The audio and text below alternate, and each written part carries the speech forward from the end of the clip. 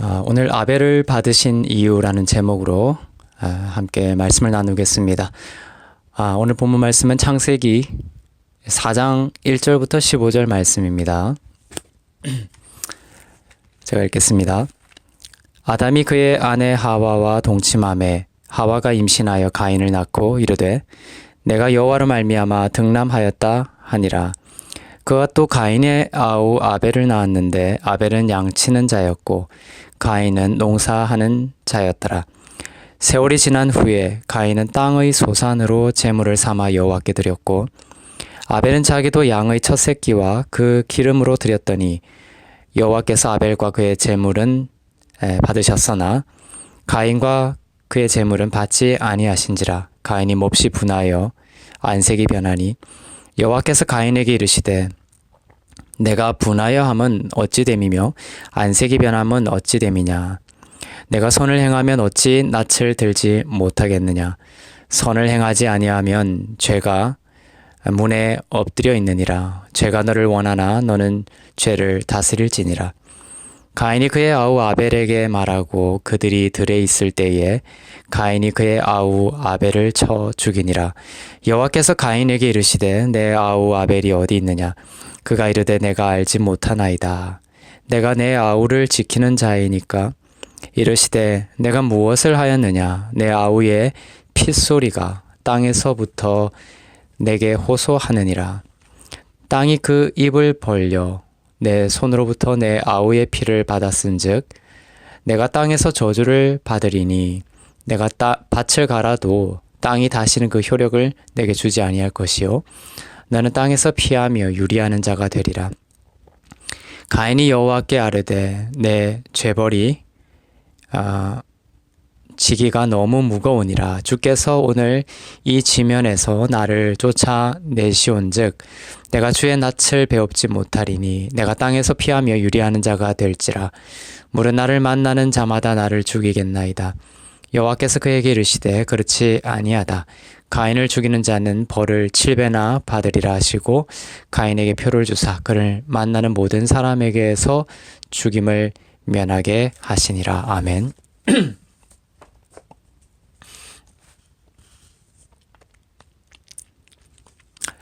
가인의 아벨 살인 사건은 아담과 하와처럼 문학이나 영화, 드라마 등을 통해 수없이 재생산된 소재입니다.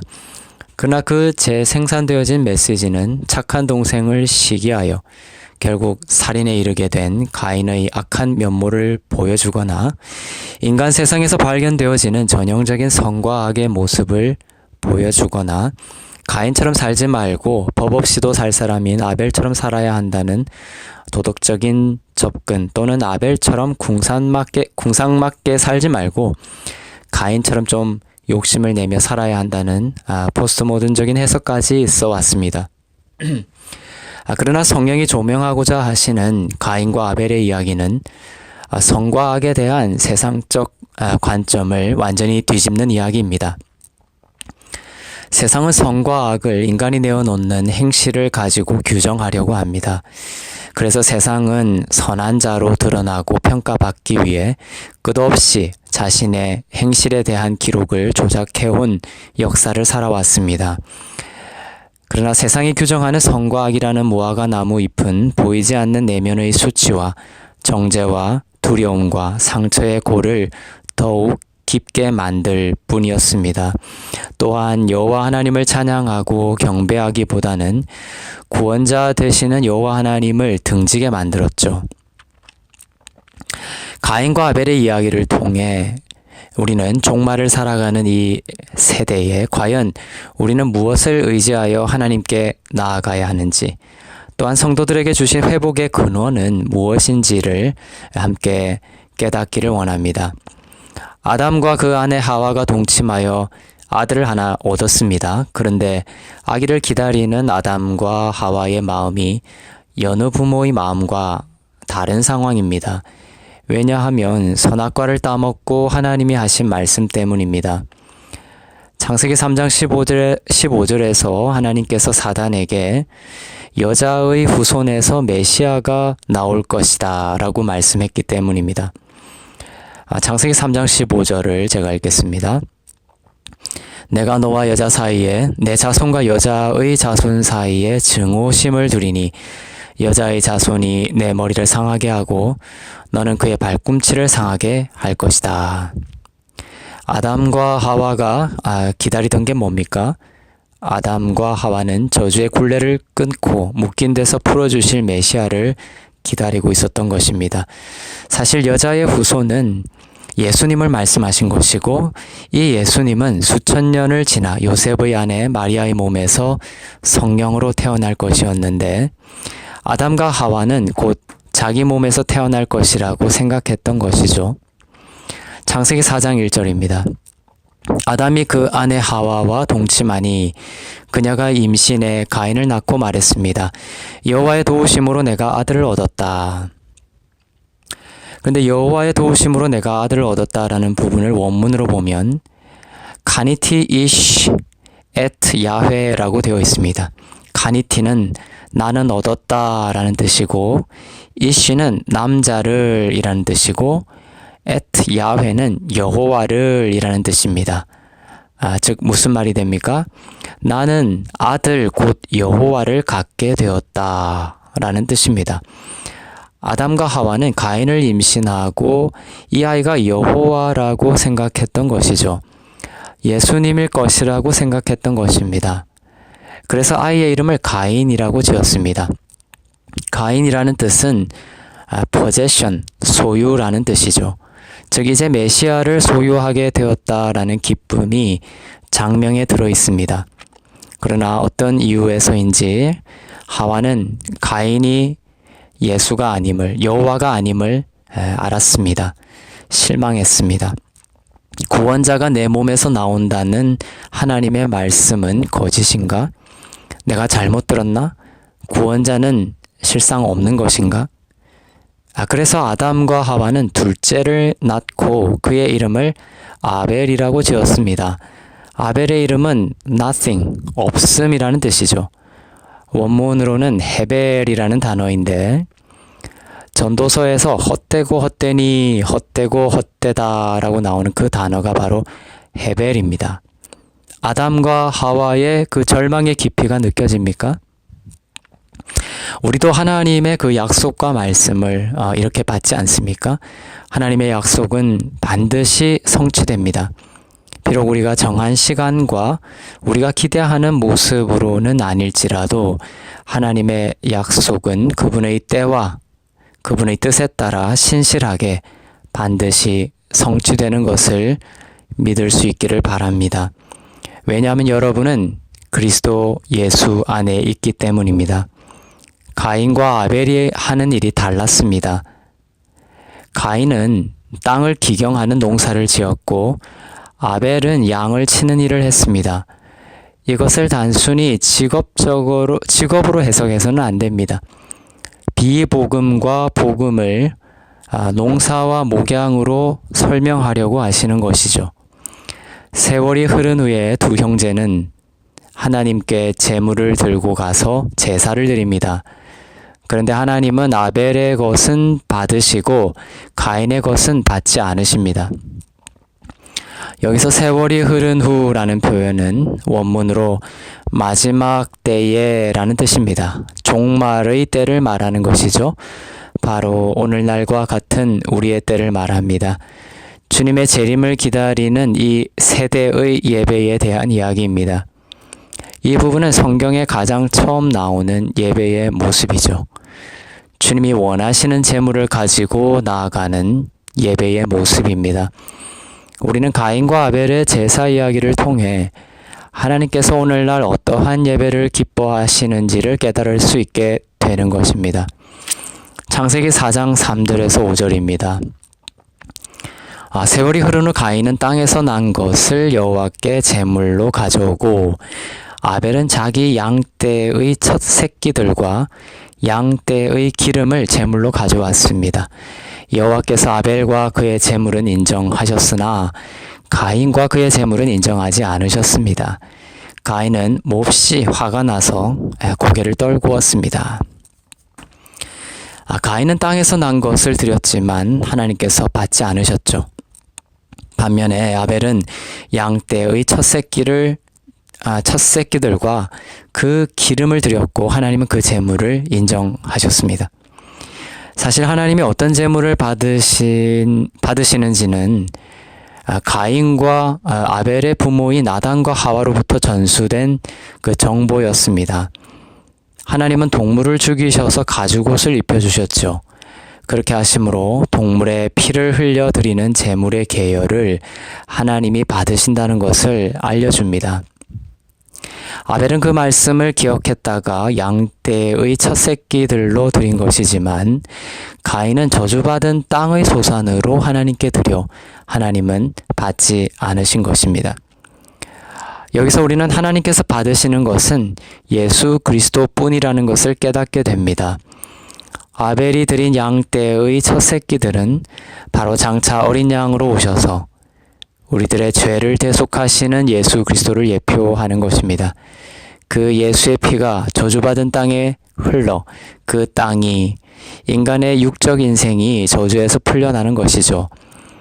그러니 하나님은 부활의 첫 열매가 되시고 모든 믿는 자들의 맏형이 되시는 예수님을 상징하는 그 양떼의 첫 새끼들을 받으신 것입니다.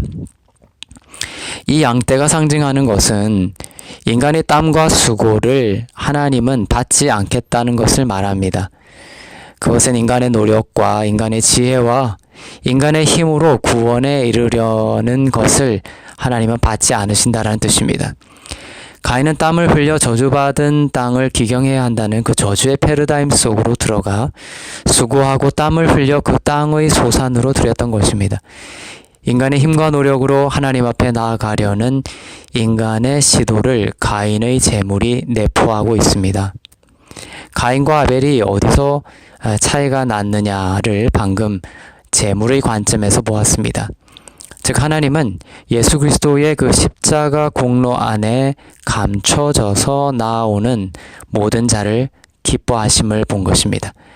하나님은 예수님의 십자가의 그 죽음과 부활의 승리를 높여드리는 예배를 기뻐하심을 우리는 볼 수 있습니다.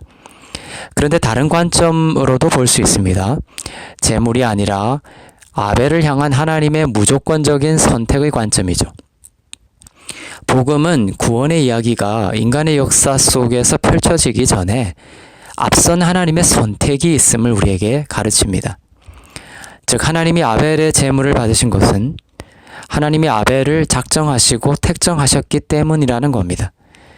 아벨이 예수 그리스도의 보혈을 의지해서 하나님께 나아가게 된 것은 하나님의 그 택정하심의 발현 방식이지 아벨이 그러한 제물을 드렸기 때문에 택정함을 받은 것은 아니다라고도 볼 수가 있는 것이죠. 하나님의 택정하심이 먼저 있다는 것입니다. 가인도 마찬가지죠. 하나님은 가인에 대해 뜻을 두지 않겠다는 것이 가인이 태어나기도 전에 이미 정해진 것입니다. 가인이 저주받은 땅의 소산으로 드린 것은 하나님이 가인에 대해 뜻을 두지 않으신 것이 발현된 것이지 가인이 그러한 제물을 드렸기 때문에 그 이후로 택정함을 받지 못한 것은 아니다라는 겁니다. 바울은 이러한 하나님의 택정하심의 그 선행성에 대해 로마서 9장에서 밝혔습니다. 그 이유는 구원이 사람의 선한 행실이나 악한 행실에 달려있는 것이 아니라 오직 하나님의 뜻과 은혜에 달려있다는 것을 깨닫게 하심으로 구원받는 자는 오직 하나님의 긍휼과 은혜만 의탁하고 찬양하도록 하기 위해서임을 밝히고 있습니다. 로마서 9장 11절에서 14절 그리고 16절을 제가 읽겠습니다. 그 자식들이 아직 태어나지도 않고 또 어떤 선이나 악을 행하기도 전에 택하심을 따라 되는 하나님의 뜻이 행위로 인하지 않고 오직 부르시는 분으로 인해 서게 하시려고 리브가에게 말씀하시기를 큰 자가 어린 자를 섬길 것이다 라고 하셨습니다. 기록되기를 내가 야곱은 사랑하고 에서는 미워했다 라고 한 것과 같습니다. 그렇다면 우리가 무슨 말을 하겠습니까? 하나님이 불의하십니까? 결코 그럴 수 없습니다. 그러므로 이것은 원하는 사람에게 달려있는 것도 아니요 다름질하는 사람에게 달려있는 것도 아니고 오직 긍휼히 여기시는 하나님께 달려있습니다. 우리는 구원을 어떻게든 사람의 선한 행실과 악한 행실에서 근거 지어보려고 애써보지만 우리의 선한 행실이 구원에 이르게 하지 못하고 우리의 악한 행실에도 불구하고 은혜가 더욱 넘치게 된다는 인간의 육이 납득하기 어려운 하나님의 말씀을 듣게 됩니다. 우리의 육이 강건하고 선한 행실의 실천에 대한 표면적인 가능성과 자신감이 어느 정도라도 있을 때는 육에 기대는 마음이 있게 되지만 참으로 인간의 마음속에는 선한 것이 하나도 없다는 것을 알게 되고 선한 행실이 얼마나 부실한 건축 자재인지를 깨닫게 되기 시작하면 우리는 구원이 전적으로 하나님의 은혜이며 이 땅에서 우리를 통해 드러나는 모든 선한 행실들도 나로 인한 것이 아닌 하나님의 은혜와 자비의 선물이라는 것을 고백할 수밖에 없게 되는 것입니다. 가인은 자신의 그 재물이 거부당하자 몹시 화가 났습니다. 왜죠? 왜 우리는 화가 납니까? 자아가 손상된 겁니다. 자기를 신뢰하며 나아갔는데 그 자아가 타격을 받은 겁니다. 모든 쓴뿌리는 여기에서 비롯됩니다. 은혜에서 도망갔기 때문입니다. 내 자아의 그 참혹상을 인정하고 하나님의 은혜로 입은 새 피조물로 살아가면 되는데 가인은 그러지 못했습니다. 내 안에 선한 것이 있다고 생각하고 있었습니다. 그런데 거부당했습니다. 너가 뭐라고 선한 것이 있는 나를 거부해? 라는 방식이 되는 것이죠. 우리의 옛자아는 모두 이런 죄 가운데 있습니다. 자기 안에 선한 것이 있고 선한 행실을 내어놓는 그 기초가 내 안에 있다는 생각으로 가득 찬 것이 인간의 그 옛자아입니다. 그러니 예수님이 오셔서 너희들이 할 수 있는 것은 아무것도 없다. 내가 다 하겠다라고 하시니 그 예수를 쳐서 죽인 것입니다. 육은 자립심과 방어기제가 대단히 강하기 때문입니다. 그러나 하나님은 우리가 은혜 절대 의존적 존재로 새롭게 살아가기를 원하십니다. 7절이 중요합니다. 가인이 화를 내므로 죄로 가득 찬 자아의 그 실체가 폭로당하자 하나님은 그 해결법을 제시하고 있습니다. 이것은 가인과 유사한 육적이고 율법적인 신앙으로 흔들리는 성도들에게도 동일하게 주시는 하나님의 말씀인 것이죠. 창세기 4장 7절입니다. 만약 너가 옳다면 어째서 얼굴을 들지 못하느냐? 그러나 너가 옳지 않다면 죄가 문 앞에 도사리고 있을 것이다. 죄가 너를 지배하려 하니 너는 죄를 다스려야 한다. 가인의 옳지 않음이 폭로되었습니다. 가인이 죄와 허물에 사로잡혀 있음이 폭로되었습니다. 가인의 이름이 소유라고 했죠. 자신의 자아를 십자가에서 옛 자아화해버리지 못하고 그 육적인 모습을 소유하고 살아가는 자의 실체가 폭로된 것입니다. 그때 하나님이 구원의 방법을 제시합니다. 죄가 문 앞에 도사리고 있다는 겁니다. 죄가 마치 사람이나 동물처럼 문 앞에 웅크리고 있는 모습으로 묘사되고 있죠. 그 죄가 문 앞에 있으니까 그 죄를 너의 힘으로 다스리면서 죄짓지 말며 살아라 라는 뜻일까요? 그렇지 않습니다. 여기서 표현된 그 죄는 원문으로 하탓이라는 그 히브리어인데 속죄 제물이라는 뜻입니다. 예수님이 속죄 제물로 가인의 문 앞에 계신 것입니다. 가인이 이제 해야 할 일은 그 예수님을 제물로 드려서 자신의 죄를 속죄해야만 하는 것입니다. 예수님이 나를 대신하여 죄와 그 형벌을 다 담당하시고 나는 해방되었구나 라는 것을 깨닫고 믿음으로 받아들이는 것. 그것이 은혜 아래로 들어가는 것이요. 이것이 진정으로 우리에게 있는 죄를 처리할 수 있는 유일한 길입니다. 예수님을 속죄제물로 드리라는 말이 바로 죄를 다스려야 한다로 번역된 7절의 참된 의미이죠. 그러나 가인은 예수님을 통해 속죄 제물을 드려 속죄받지 않고 여전히 자신의 힘을 신뢰합니다. 은혜를 모르면 죄를 안 지으려고 할수록 더 짓게 되어 있습니다. 그 결과가 무엇입니까? 바로 아벨을 쳐서 죽인 겁니다. 애정 결핍이 초래하는 자아의 폭력성이죠. 창세기 4장 8절입니다. 가인이 자기 동생 아벨에게 말해 그들이 들에 나가 있을 때 가인이 일어나 그의 동생 아벨을 쳐서 죽였습니다. 아벨의 이 맞아 죽음은 세상이 예수님을 대하는 태도를 보여줍니다. 아벨의 뜻이 nothing, 무라고 했죠. 예수님이 자기를 비워 세상 속에서 없음이 되어졌습니다. 그게 십자가 사건입니다. 복음을 전해도 세상은 듣지 못했습니다.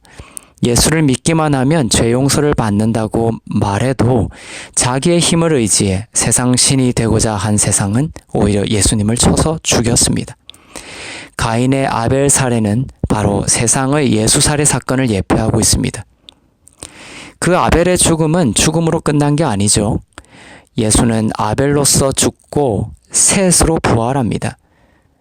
셋은 대신하여 두다라는 뜻입니다. 아벨의 그 계보가 끊어지지 않도록, 그 메시아의 계보가 끊어지지 않도록 하나님은 아담의 다른 아들로서 셋을 주십니다. 그리하여 셋이 바로 아벨의 부활을 뜻하며 부활하신 예수님을 보여주고 있습니다. 가인은 아벨을 죽인 저주를 받습니다. 아벨의 피가 무엇을 말하는지 봅시다.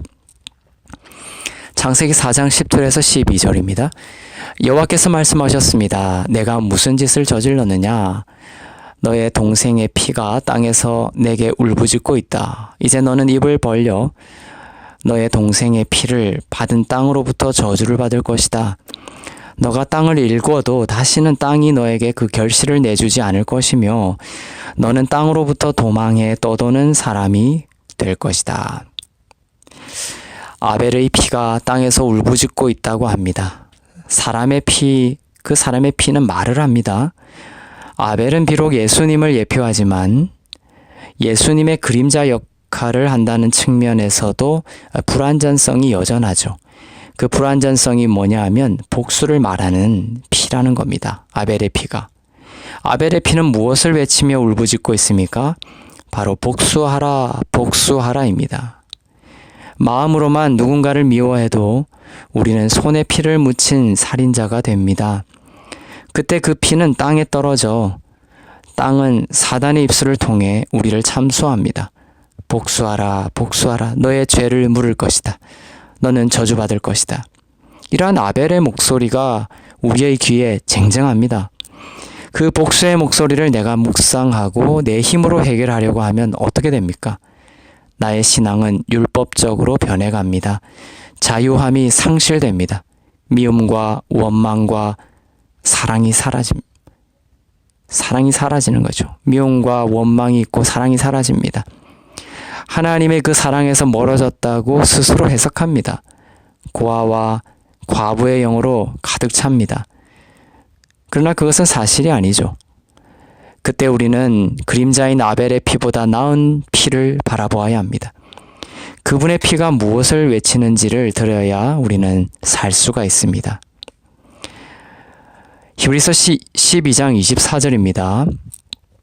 새 언약의 중보자이신 예수와 아벨의 피보다 더 나은 소식을 전해준 예수께서 뿌리신 피에 이르렀습니다. 여러분이 어디에 이르렀다고 말씀하고 계십니까? 아벨의 피보다 더 나은 소식을 전해준 예수의 피에 이르렀다고 말씀하고 있습니다. 그 피는, 예수의 피는 복수하라, 복수하라가 아닌 더 나은 소식을 선포하고 있다는 뜻이죠. 내가 너를 용서했다. 내가 너를 용서했다. 내가 다 담당했다. 새 언약을 너에게 준다. 내가 너의 죄와 허물을 다시는 기억하지 않겠다. 그 목소리죠. 아벨보다 나은 예수의 용서함의 그 보혈의 목소리를 듣는 여러분이 되시기를 바랍니다. 그리고 그 목소리에서 물러서지 않기를 바랍니다. 예수님의 그 용서하심을 믿음으로 받으세요. 그리고 자신을 용서할 수 있기를 바랍니다. 나를 힘들게 한 그 타인을 용서할 수 있기를 바랍니다. 이 용서가 없음으로 인해 우리는 한평생 예수를 믿는다 하면서도 온갖 것에 다 묶여 상처 입었다 하고 상처 가운데 자유 없는 인생으로 그 고귀한 시간들을 낭비하고 살아가죠. 회복의 비밀은 여기에 있습니다. 내게 주신 그 예수라는 속죄 제물을 나 대신하여 드리고 나를 향한 용서를 믿음으로 받아들이고 나를 용서하고 타인을 용서하는 것입니다. 있는 그대로 받아주고 격려하고 축복하는 여러분이 되시기를 바랍니다. 왜 용서 못합니까? 내가 아직도 결핍 가운데 있다는 그 고아의 영 때문이죠. 이 새 언약의 중보 되시는 예수 피의 용서를 진정으로 받아들이지 않으면 우리는 떠돌고 유리하는 인생을 살게 됩니다. 예수를 바라보면 온전한 하나님의 나라가 내 안에 시작되었음을 알게 되는데 그 용서를 받아들이지 않으면 나의 힘과 노력으로 내 삶을 지켜보려고 정죄하고 물고 늘어지고 흘려보내지 못하고 악착같이 내가 정한 그 선악의 기준으로 해결의 끝장을 보려고 달려드는 인생을 살게 됩니다. 그러나 그 끝에서 우리는 아무것도 쥐지 못할 것입니다. 오히려 우리는 용서하며 하나님께 그 모든 것을 맡겨드릴 때 하나님의 친히 일하심의 그 놀라운 영광을 맛보게 될 것입니다. 하나님은 육으로 살려다가 저주 아래로 들어간 가인을 왜 살려두실까요? 가인은 쫓겨나지만 사람들이 자기를 죽이려고 할 것이기 때문에 뭔가 해결책을 뻔뻔하게 요구합니다. 그런데 이상하게도 하나님은 가인에게 한 표를 주셔서 누구도 가인을 죽이지 못하게 합니다. 창세기 4장 15절입니다.